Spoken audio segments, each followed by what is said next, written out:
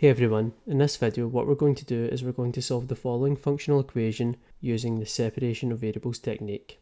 Now this is a really easy functional equation to solve, so let's begin. Let's first multiply both sides of our equation by f of x dx. So on the left side we have f of x multiplied by df of x, and on the right hand side we have dx. Now if we integrate both sides of our equation, we have the integral of f of x df of x is equal to the integral of dx. On the left hand side we have f of x squared divided by 2, and on the right hand side we have x plus c, where c is the constant. Now all we need to do is solve for f of x. Multiplying both sides of our equation by 2, we have f of x squared is equal to 2x plus c.